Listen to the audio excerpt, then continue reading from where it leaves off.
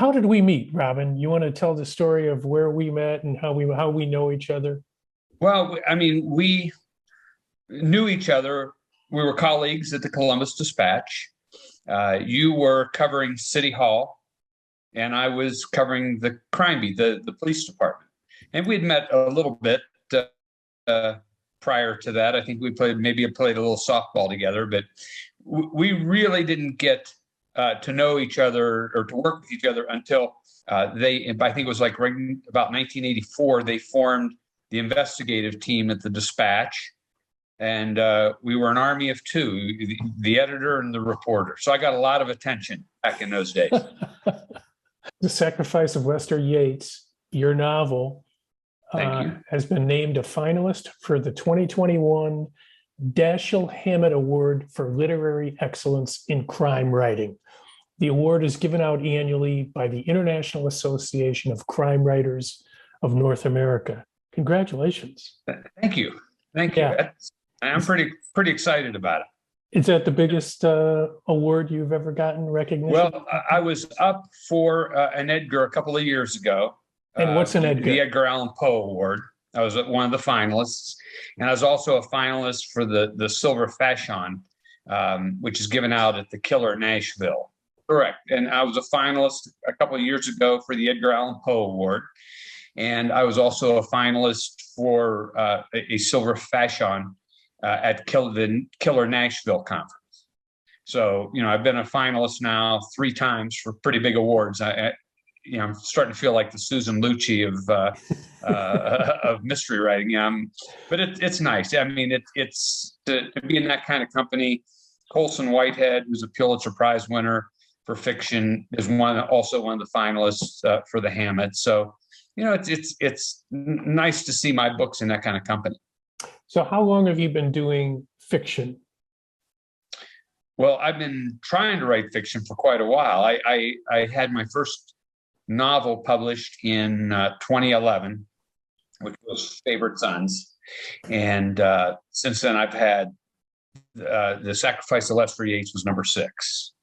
And I've got several others in the hopper. But, I started trying to write. I had done a couple of true crime books, nonfiction. And, you were a reporter. You're always writing about other people's accomplishments, deeds and misdeeds, if you're the crime writer. And, I wanted to try to write something that was uniquely mine, start with a blank sheet of paper and, my imagination, my words. And it was difficult. I mean, the first couple were pretty awful. If I ever find them again, I'll shred them because I don't want anyone to find them after I die and realize how awful they were. Well, what is it that you've learned about fiction writing, as you do it, as you've been practicing it over the years? What did you learn to do? What did you learn to not do? I'm incredibly impatient. So, and what I did find early on was I was writing to finish the book instead of writing to create a really good piece of fiction. And I started reading a little bit more. And matter of fact, one of the books, Stephen King's book on writing, I don't know if you've ever read it. I mean, it's just a terrific book. Stephen King, the book on writing is just terrific. And anyone who wants to be a novelist ought to be reading that. I also started reading a little bit more, and I listened to an audio book by James Lee Burke called Purple Cane Road. And when I finished it, I thought, that's how it's supposed to be done. He's a really good storyteller, but also a very good writer. And, I think I just downshifted a little bit and started taking a little more time with my work.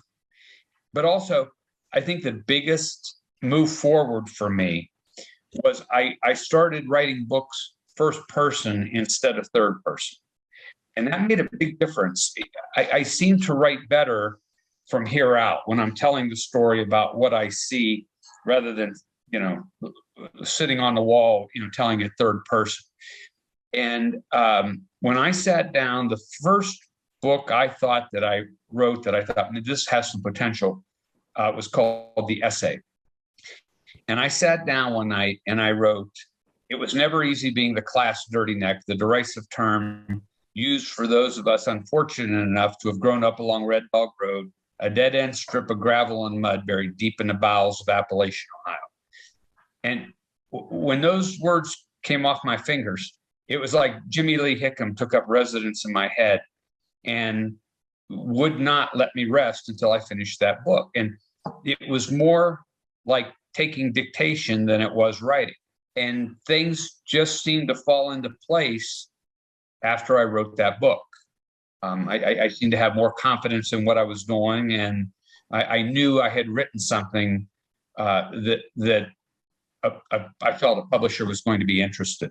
I really loved that book. I loved that book for a number of reasons. I loved the way the characters talked. It was authentic Southeast Ohio speech. They were authentic Southeast Ohio characters. And I loved the fact that it was a story of an underdog. And I think everybody can identify with that. Somebody who feels like they've been disrespected and overlooked. And I thought that was really effective. I liked that book a lot. Yeah, I did too. Those were a lot of characters I knew. My original intent with that book was to create a story about a kid that uses football to get out of his environment. Well, I got some advice. They said, one woman that I worked with quite a bit said, "Robin, you've got to get some estrogen in your story." Said every book you write is about these manly men doing manly things. And 85% of the books in this country are purchased by women. So you have to have a strong female character. That's her. So I thought, Jimmy Lee, it would surprise you. It wouldn't surprise you that he was a good football player because he kind of grew up in a rough area and he's kind of a raw-boned kid. But it would surprise you if he could write. So I sort of switched things around, and I thought it worked out pretty well. Where the heck do you find the time? You've got a public relations company. You've got a home repair, remodeling. Yeah, just a flip business. Yeah, construction flipping. Yeah. Construction flipping business. Yeah. 10 grandchildren. 10 grandchildren. So I don't know. How do you find the time, Robin? When do you write? When do you write? I write whenever I get a couple of minutes.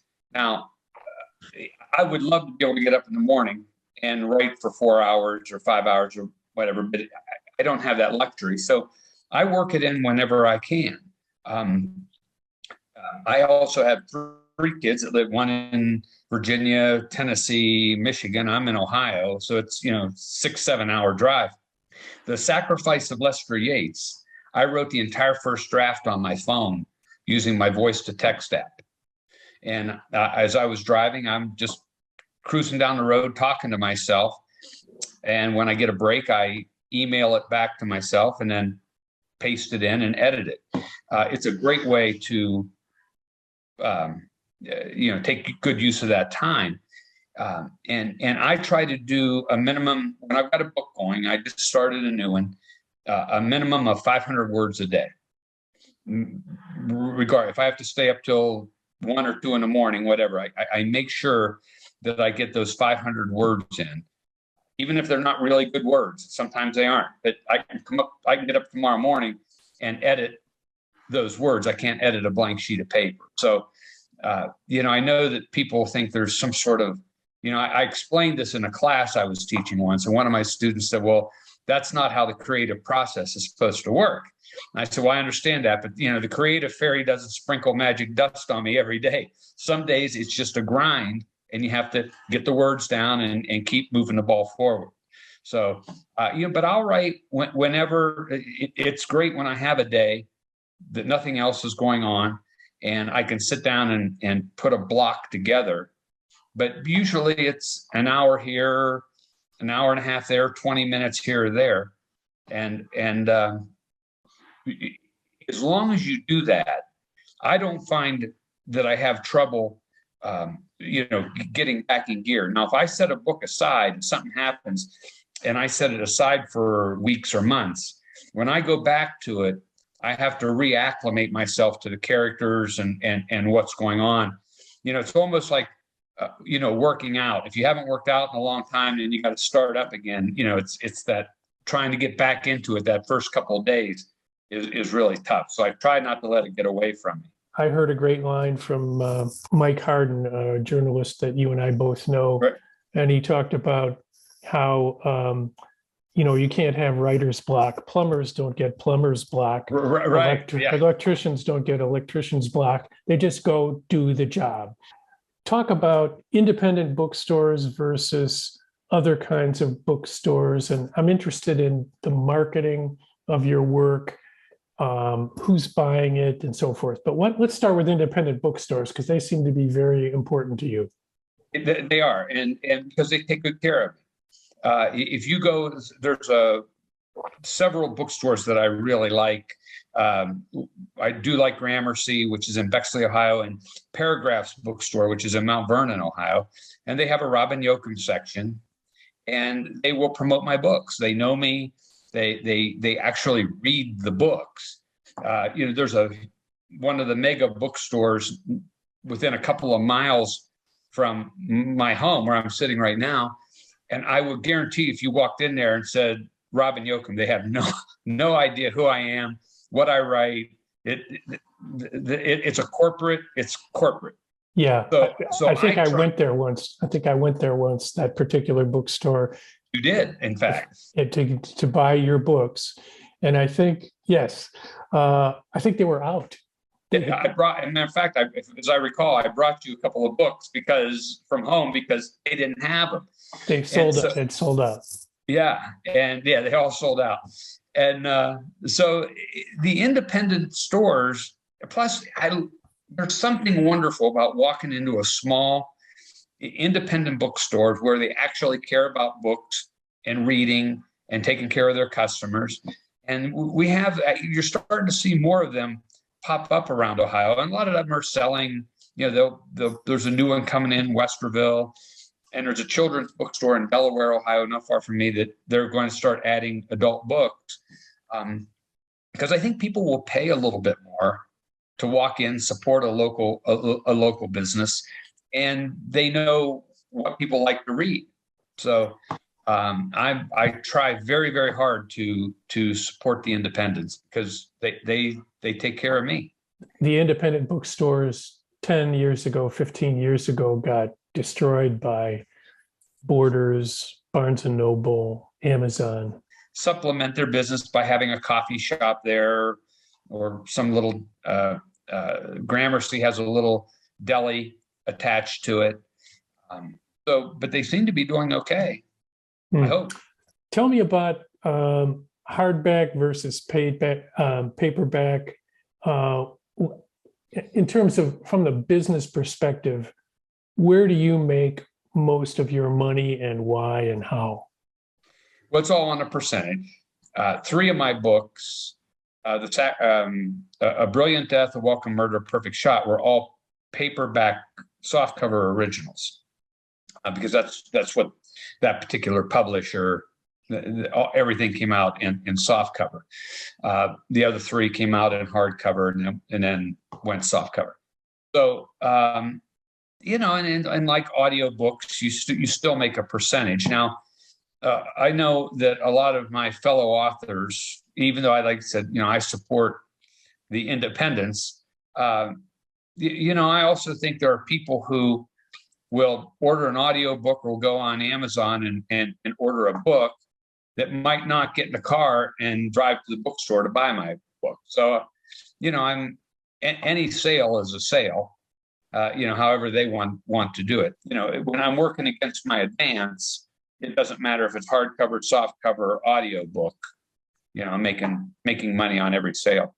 What percentage of your sales would you attribute to your direct marketing going out there for someone who wants to who writes a book and maybe self-publishes and puts it online?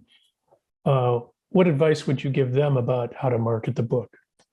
Well, yeah, don't depend on the publisher to, spend $20,000 on a marketing campaign for you. You have to do it yourself, and because I've been public relations and marketing, that is almost second nature to me. But I've hired a young lady to do all my web work and my social media. Not because I can't do it, I just don't want to do it. So she's always bugging me to push things out there. And so I'll create the content, and then she's in charge of pushing it out and advertising. But you have to be a self-promoter. You have to be able to use social media. I'd like to tell you, that you try to get a hold of your local newspapers, and that's valuable. I can't honestly say I know how valuable that is anymore because of dropping circulation of newspapers. But you have to go out and beat the drum. I will also say it's very difficult for self-publishers. It just is. It's difficult. There are so many people out there, in all honesty, putting out really bad stuff, and you have to be able to separate yourself.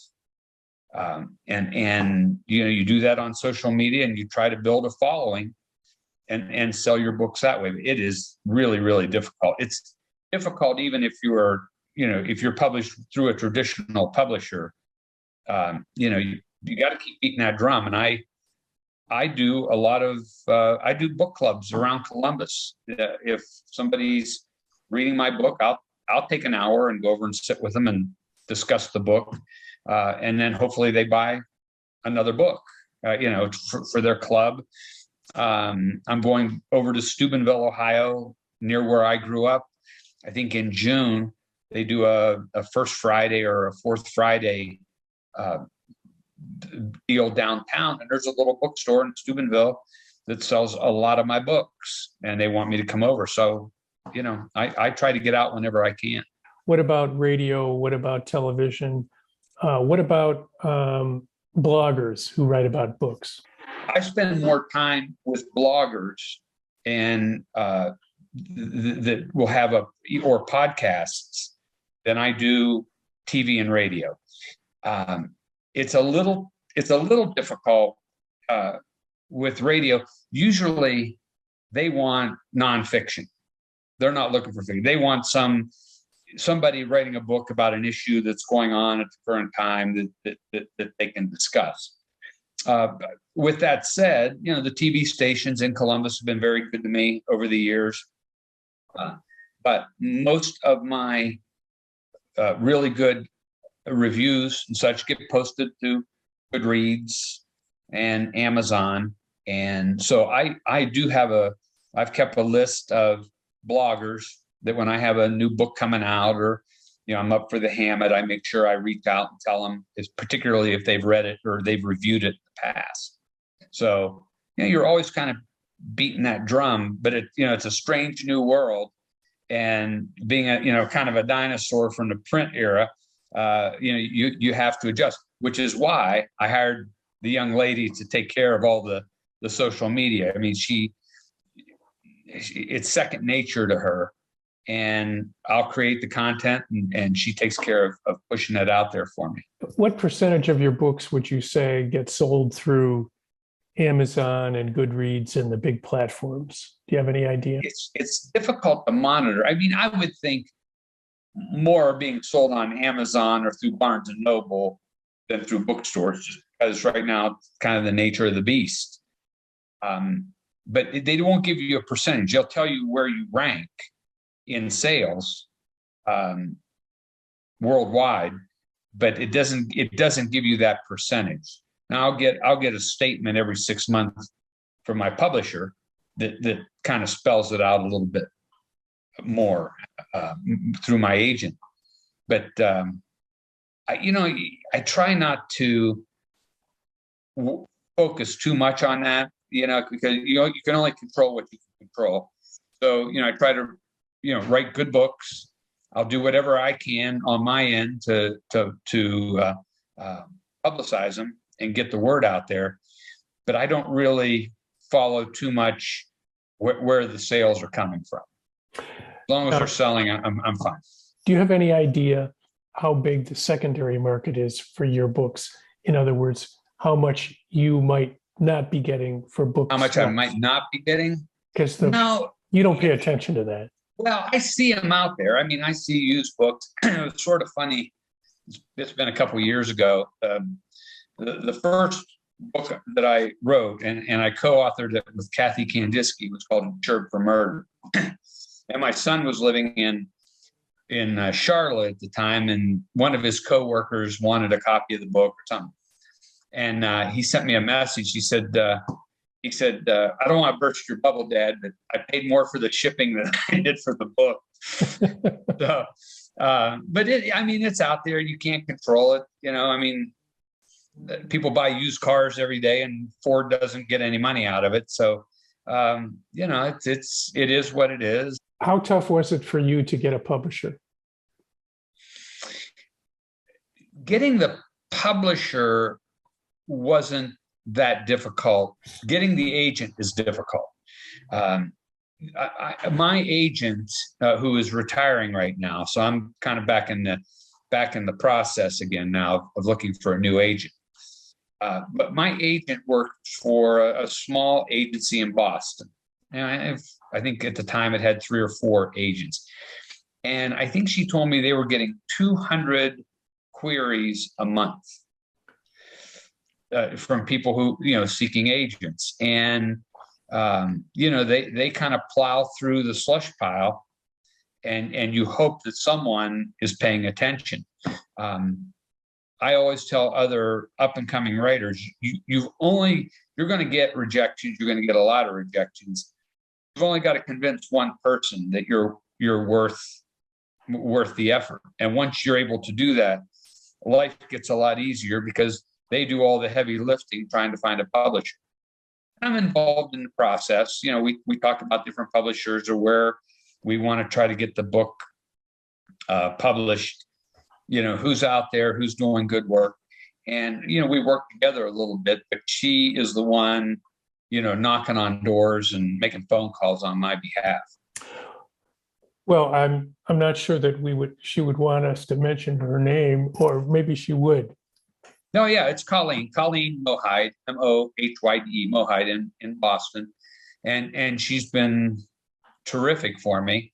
But she's retiring, so we're back in the market. How did you find her? I bought a copy of the Writers Marketplace, and I got up every morning before work, and I would send out 3 or 4 queries a day, however they want. Some wanted them emailed, some wanted the whole book, some wanted sample chapters, whatever they wanted. I would send out 3 or 4 a day. And I had about 3 agents call me. But I really liked Colleen. The secretary, Frances Kennedy, who was from County Cork, Ireland. And I would love calling the office just to hear her talk in that accent. And Frances found the book and told Colleen, I think I'd sent him 10 pages. And she found it, liked it. It was the essay. And gave it to Colleen, said, I think you ought to read this one. So I've always been indebted to Frances, too. Is she the very first agent that you got? No, I've had several. And I had a couple really bad ones. I don't understand that world a lot, but I know you have to be really, really careful because there's no test to be an agent. You throw the line out there enough, eventually, it'll work out. But it's just like writing a book, writing 500 words a day. You can't get discouraged about it. You just have to keep plowing away till something breaks your way. So why do you do it, Robin? You got a whole bunch of other things going on in your life, got a whole lot of other jobs, a lot of work. What is it about writing? I love having the voice and the creative outlet. And I probably think that's something when you're younger, you may not think about so much. But I like having that creative outlet. I would be lying if I didn't say it's kind of a rush to walk into a bookstore and see a bunch of the books you wrote up on the shelf. So I imagine there's some ego involved in that. But I like the creative process. I like to be able to sit down and come up with a story. And when I know I've got a good one, I really move forward with it and get it to completion. I like it that other people are reading my books and enjoying them. You went to Bowling Green? I did, Bowling Green. Bowling Green, and did you have a football scholarship? I did have a football scholarship. That was my ticket out of the steel mills of the Ohio River Valley. My dad took me over to the mill between my junior and senior year in high school, and got me a tour. And I think he did that because to basically say, this is what your future is going to look like if you don't get out of here. And that was so. I went to Bowling Green and played football up there for 4 years. Paid for my education. It was a really good deal. Hold on a minute. I'm gonna disconnect. I don't know what you can see here, but where are we at? There's a really young Robin Yocum. You can see at Bowling Green. And so if I recall correctly, you were in high school, you were a wide receiver. Wide receiver and a kicker. And I got to Bowling Green hoping to play wide receiver too, and found out that there's a lot of guys out there who can play the game, who are a lot bigger and a lot faster than me. I always said when I got to Bowling Green, I wasn't a wide receiver. I was just a target for defensive backs. But I could always kick a football. So, Don Nalen was the head coach. And he said, I don't know if you're good enough to play here. He said, but if you come up here and make the team, I'll give you a scholarship. And so I walked on, and he was good to his word. I got the scholarship, paid for my education, had a great 4 years. And so you were a kicker, and you were yes. one of the last. I was the last straight-on kicker ever at Bowling Green. And maybe the one sidewinders, of the last, the soccer stylers. Yeah, the soccer style kickers came in right around the time you were playing. Right. You had a couple memorable field games. I think one game in particular against Syracuse.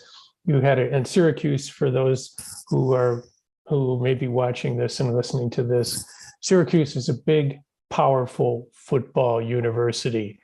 Am I getting that right? That's good. Yeah, Jimmy Brown went to Syracuse. Ernie Davis, exactly. And we went up there in the fall of 70. Gosh, you lose track now. 76. We played them up there, and I kicked 3 field goals, had a school record 47-yarder, and we beat Syracuse. So it was a really good day. What was the final score? I got to kind of look. I got the game ball around here. But with it something to 7, 22 to 7. Oh, okay. So 22 to 7. So your 9 helped. Yes. Well, actually, it would have been not just 9. It would have been. I got the extra points too. So yeah. There you go. And when you walked on, height and weight. Height and weight. When you walked on. About 5. I was 5'11", a little over 5'11", and I was 165 when I started practice. I lost 10 pounds, immediately. So I was about 155. And then over the winter, when I came out of winter conditioning, I was 188. They put on 30 pounds on me over the winter. I've never worked out like that in my life. It was unbelievable. I didn't know you could do that with weights and nutrition. But is football like writing? It's sports in general. And I tell people, and I think you and I have talked about this, you have to develop your craft. You have to work at whatever you want to be good at. Your son, Patrick, didn't pick up the saxophone overnight, or Bridget, when she started ballet. you have to work at it. So whether it's kicking a football or shooting a basketball or hitting a baseball or writing, I think you have to sit down, or you have to work at it, and it doesn't come overnight. I think I'm a better writer now than I was 20 years ago. I hope in a couple of years I'll be a better writer than I am right now. But I've worked at it. I've worked hard to do that. It probably would have helped had I taken a literature course in college, but that wasn't on my radar at the time. So, I think that to a degree I was self-taught, same way I learned to kick a football, and you just spend the time, put in the effort, eventually good things will happen. You mentioned a couple of books earlier, the Stephen King book. Yeah. Any other books that you would recommend on writing or anything at all? Man, there are so many. The book that made a kind of an impact with me, when I was younger, I read a lot.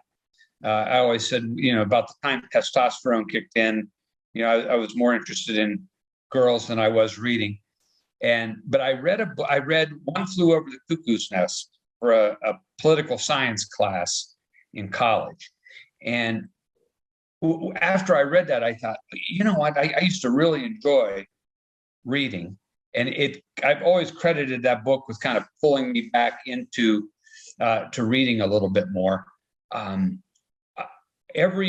don't often reread books, but one book I do read periodically is A Connecticut Yankee in King Arthur's Court by Mark Twain, which I think is one of the funniest books ever written. And I really enjoy that.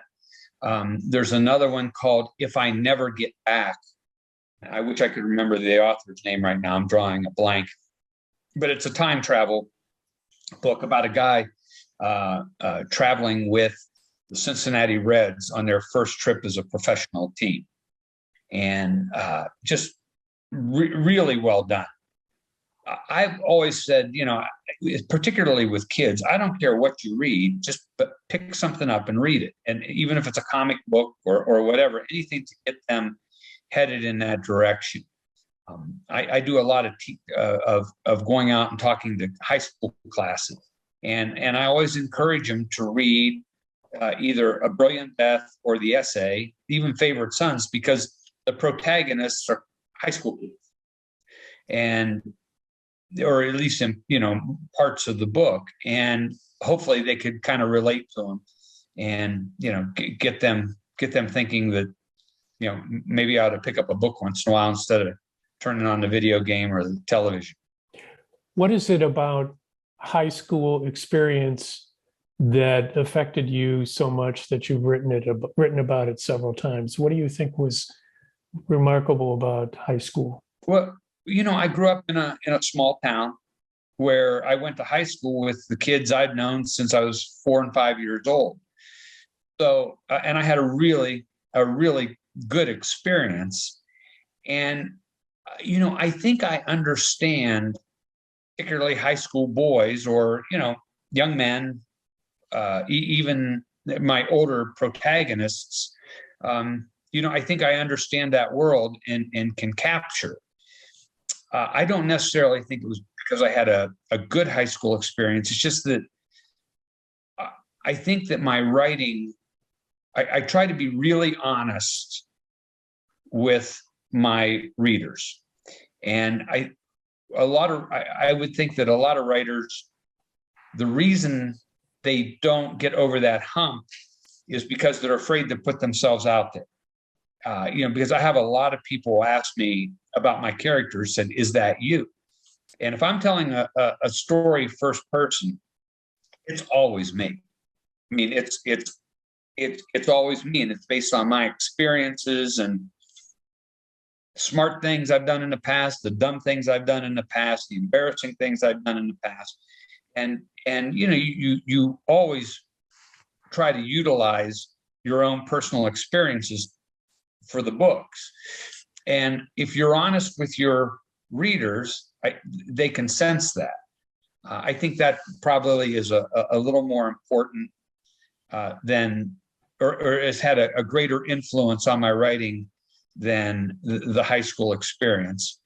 I will say that my characters, I think, are probably infinitely more mature than I was when I was in high school, but that's part of the process. You're trying to create a likable character, or maybe a character that is wise beyond his years, which I certainly don't think I was in high school.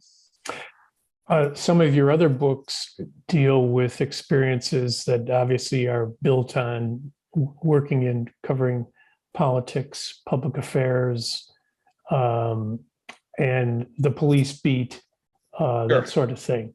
Sure. Go ahead. Every character in my books, every main character is somebody I know from covering the crime beat or my days at the newspapers. And they may not be playing the particular role, but I always assign them to play that character in my head. So that way I know their inflection, I know their mannerisms, I know how they would react in certain situations. And so it just helps me play out the scene if I can visually see these characters and I assign. There's three of my books. There's a kind of a squirrely little guy in each of the books. Well, he's based on a guy that I went to school with, high school and elementary and high school. He's played that role for me in 3 different books. He has absolutely no idea I'm using him as a character, and I would never tell anyone who it is, but he plays that role for me over and over. Well, now your lawyer would say, this usually you have a disclaimer at the beginning of a book. This is a work of fiction. Any resemblance to persons living or dead is purely coincidental. Purely coincidental. It is. It's just purely coincidental. And so, when I describe him, I don't describe him as he used to be. I'll describe something else. I'm just telling you, he's still running around in my head all the time.